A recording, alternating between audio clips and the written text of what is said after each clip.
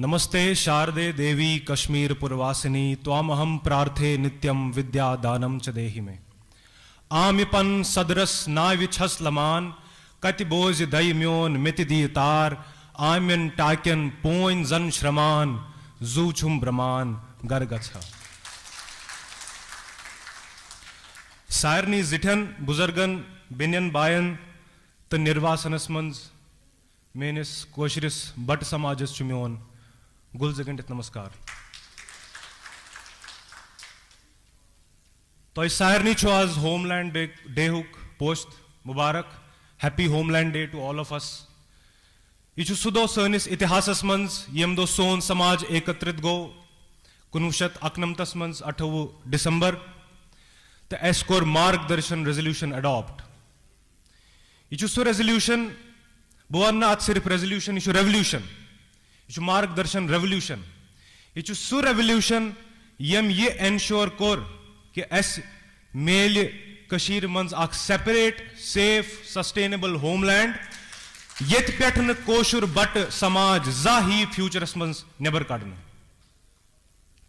यह सो resolution use ये ensure करन since 28 दिसंबर 1991 अमि दोह पत येलेस कशीर वापस तरो पन्निस होमलैंडस मंज काह नितिन दर बन नदीम डार बे कोई भी नितिन दर आगे आने वाले समय में नदीम डार नहीं बनेगा। यह वो रेजोल्यूशन है जो इस बात को सुनिश्चित करता है।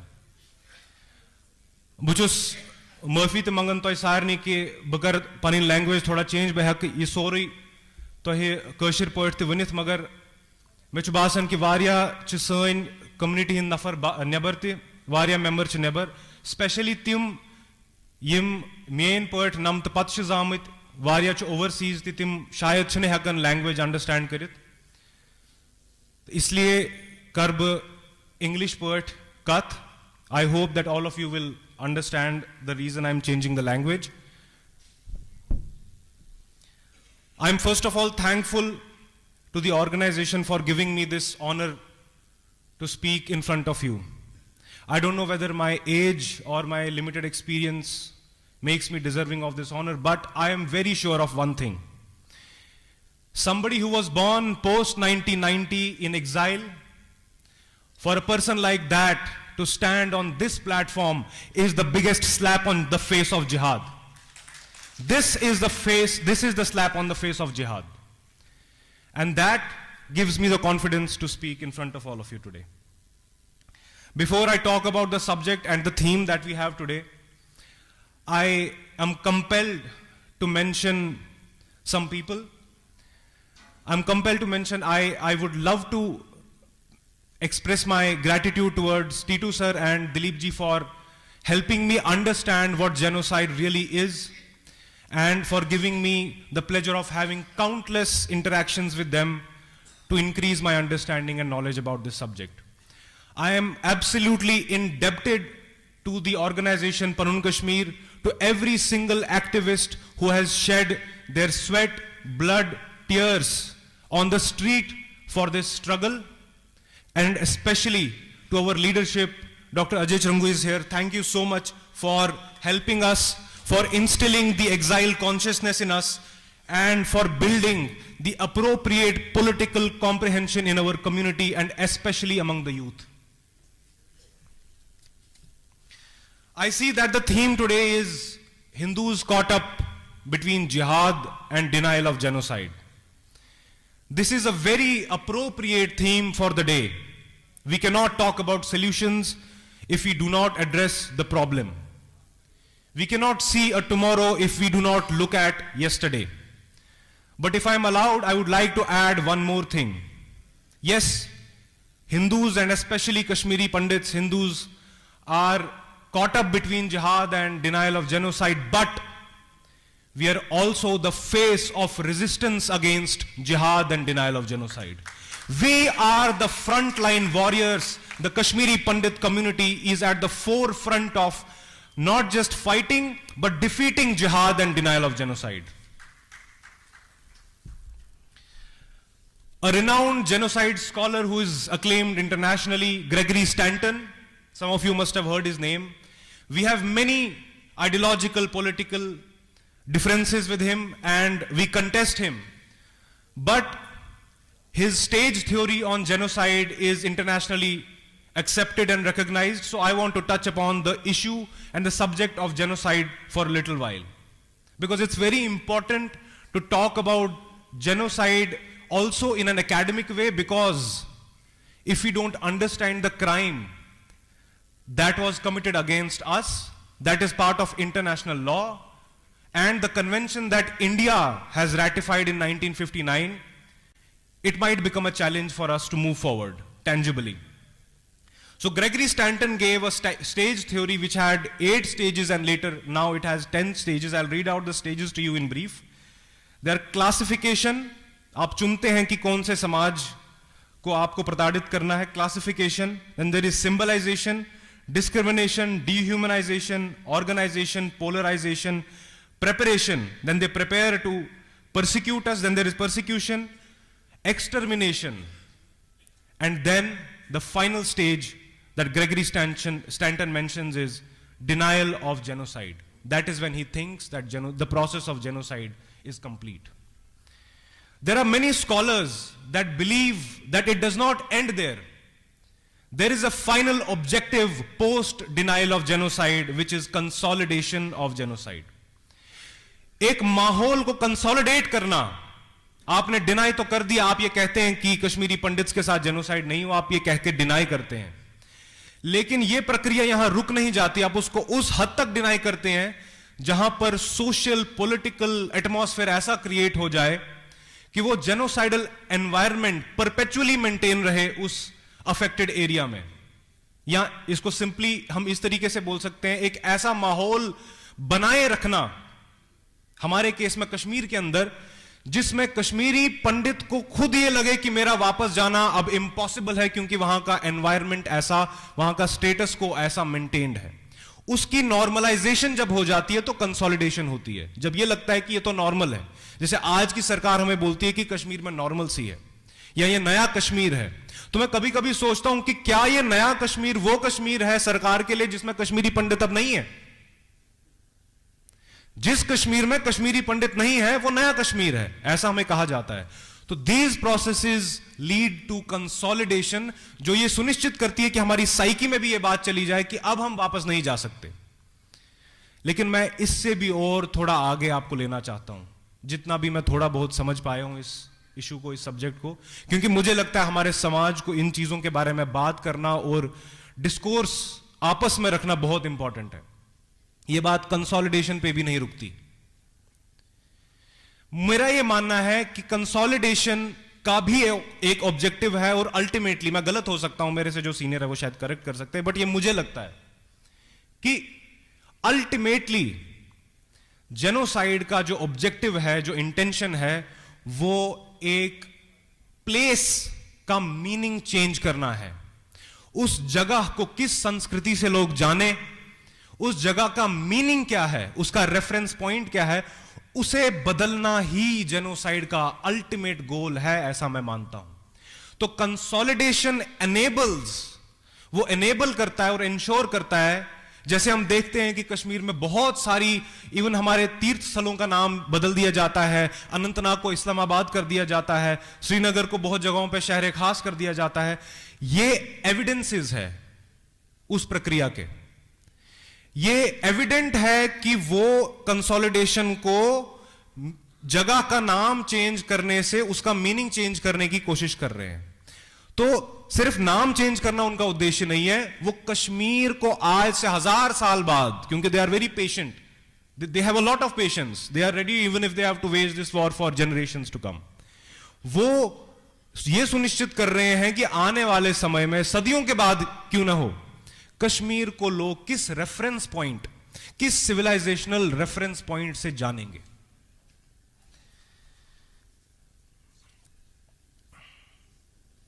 और जब हम पनून कश्मीर की बात करते हैं, हम ये डिस्कोर्स भी भारत में सुनते हैं कि हिंदू रेजिस्टेंस अब बढ़ रही है। मुझे बिल्कुल ऐतराज नहीं होगा ये बोल के कि वो हिंदू रेजिस्टेंस जो है, उसका front line is Panun Kashmir. The front line of Hindu resistance in Bharat is Panun Kashmir, because the genocide of Kashmiri Pandits is the first and foremost problem, challenge and issue that this Hindu resistance so-called needs to address as a prerequisite. अगर हमें भारत में सनातनी संस्कृति जिसकी हम बात करते हैं, अगर उसे स्थापित करना है या हम उसे बढ़ावा देना चाहते हैं, यह पनून कश्मीर के बिना पॉसिबल नहीं हो सकता. You have to plug this problem at its root. And in that case, Margdarshan resolution, Panun Kashmir, the movement for homeland, is a prerequisite and the face of that Hindu resistance.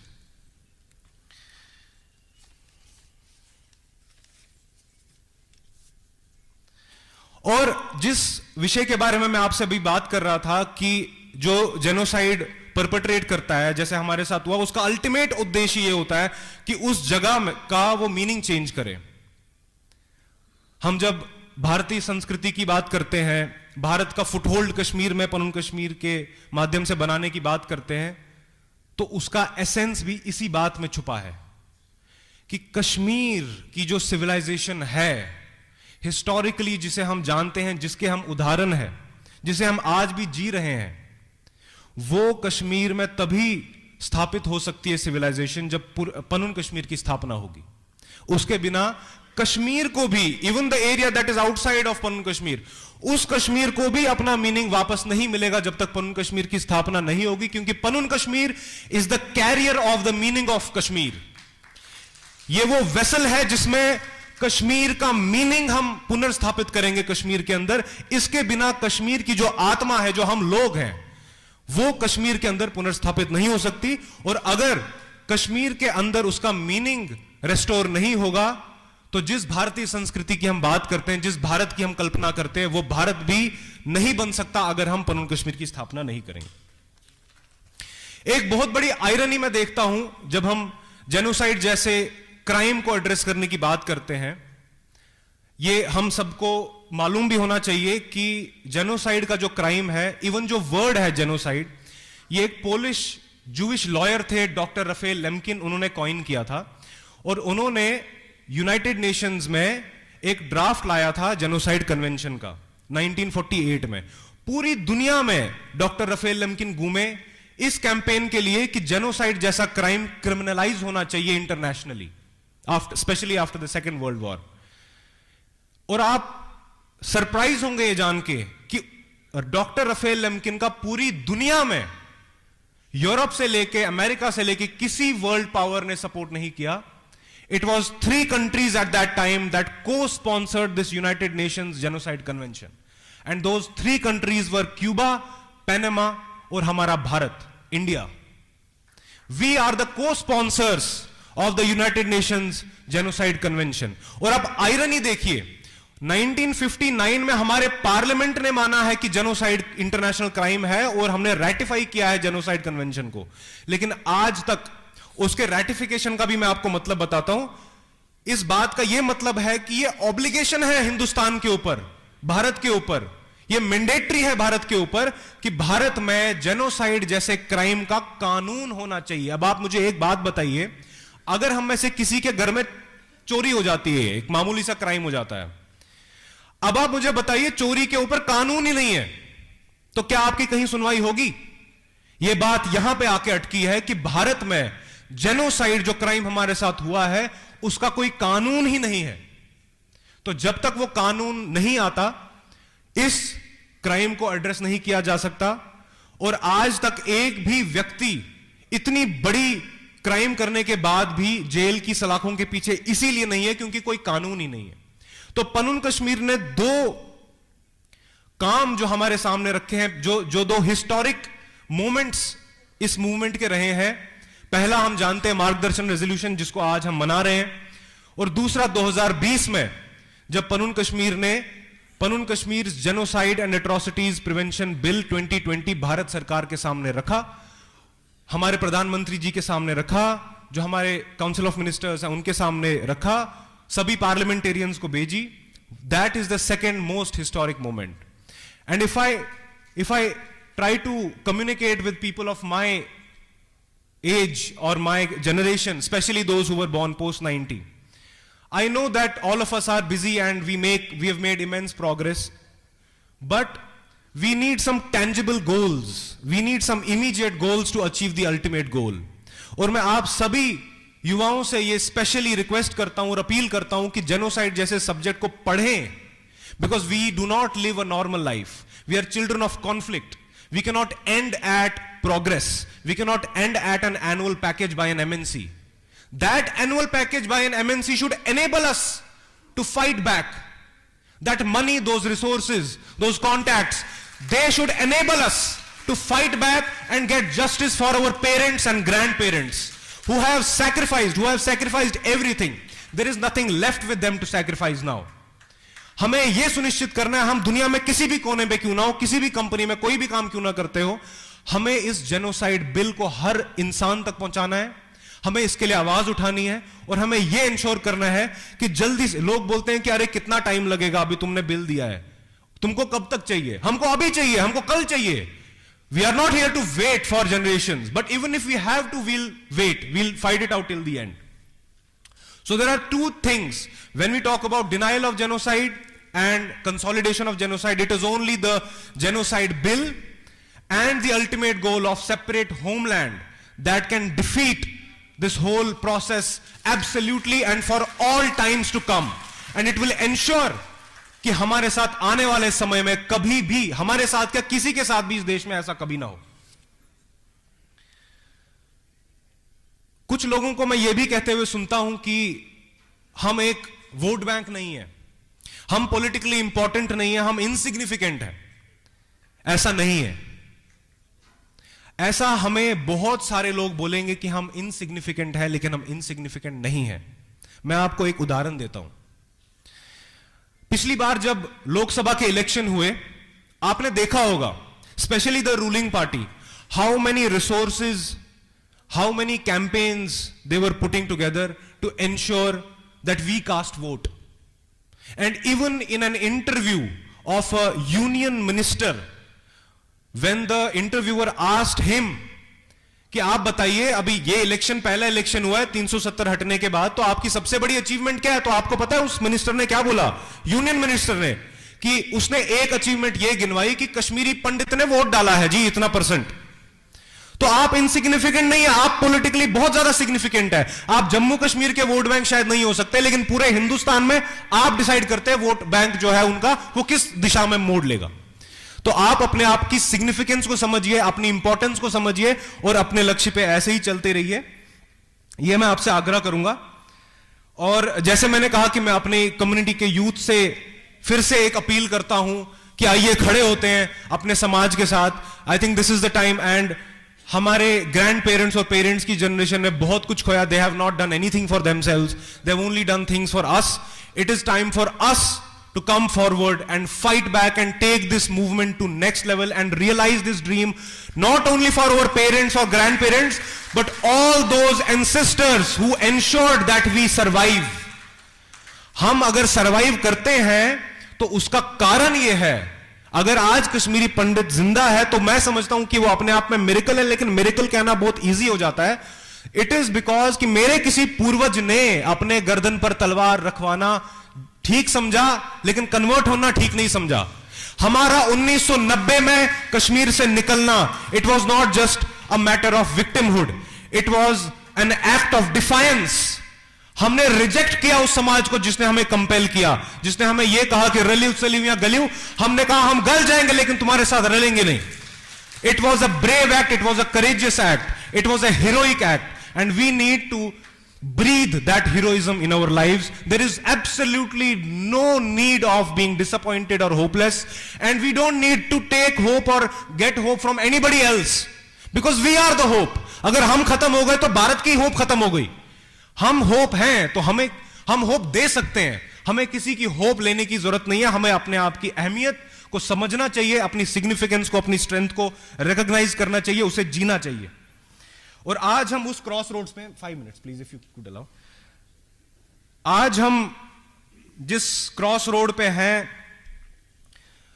मेरा यह मानना है कि कश्मीर में हमें 3 option दिए गए थे, रलियो, चलियो गलियो। हमने वहां पर अपनी कॉन्शियस चॉइस बना ली और आज हम यहां पे हैं। And our movement has stood the test of time. We are an example of a resistance. लेकिन आज मेरे हिसाब से हमारे पास दो ऑप्शंस हैं, दो ही ऑप्शंस है। There is black and white, there is no grey, especially for our community. And those two options, those two choices that we have are homeland or extinction. There is no third option. There is no third choice. So we have to make, I think we have made a conscious choice, and today's event is an example of that. If you allow me, I would like to recite a poem on Panun Kashmir that I have written some time back. और अगर आप लोग भी मेरा साथ देंगे, मैं एक लाइन पढ़ूंगा। कोशिश करते हैं कि आप सब मिलके वो एक लाइन बोलें, तो जब वो लाइन मेरी पोएम में आएगी उसके बाद आप उसे रिपीट कर सकते हैं। तो क्या आप मेरे साथ बोलेंगे? आपको बोलना है, आज हो कल हो हमें जाना पनुन कश्मीर है।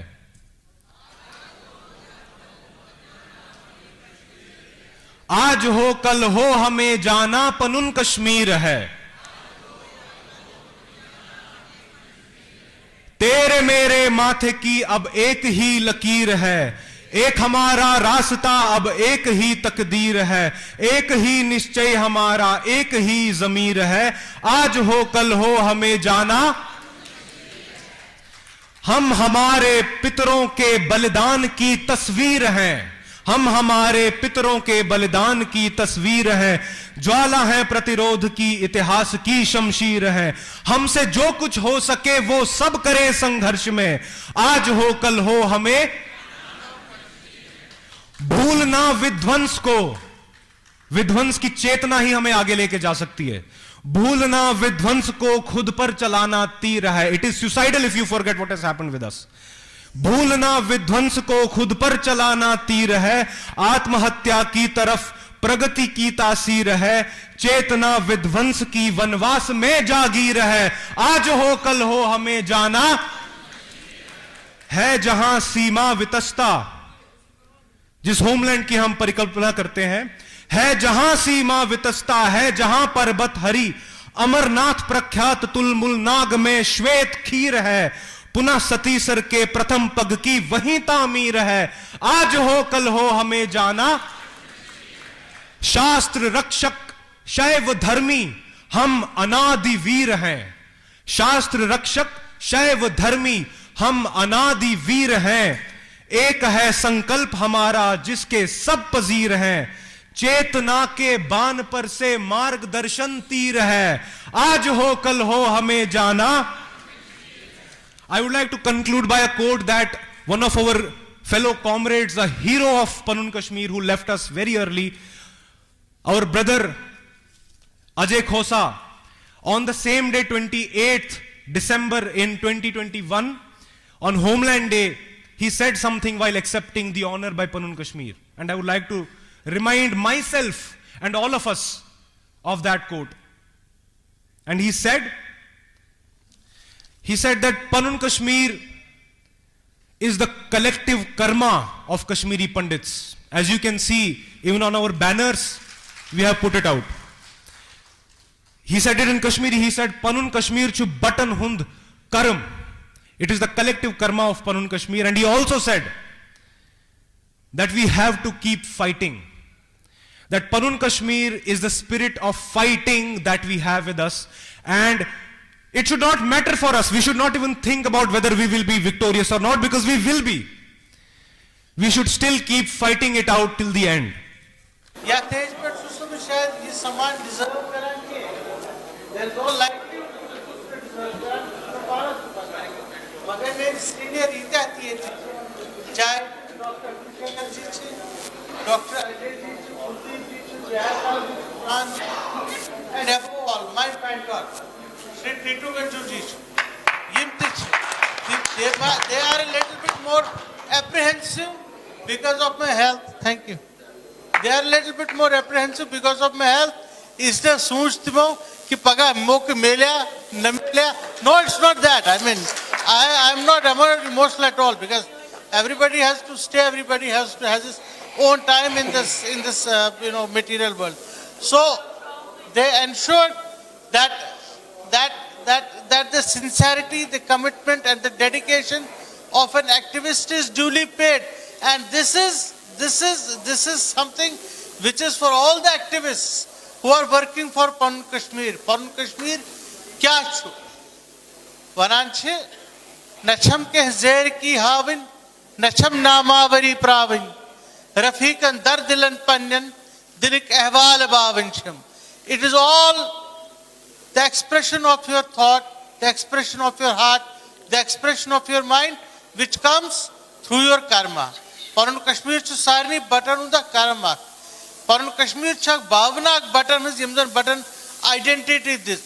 Satan hatan varian mas agar button kehte political idiom soch kehte kathkaran yem season button saman mule. It is only Pannu Kashmir.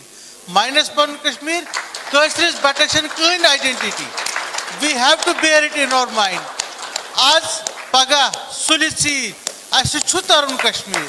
I should chutarun Pannu Kashmir, and there is no other thought to that. And in the end, I would like to raise a slogan that is very dear to us. आप सब मेरे साथ बोलिए, चौन तकदीर म्योन तकदीर.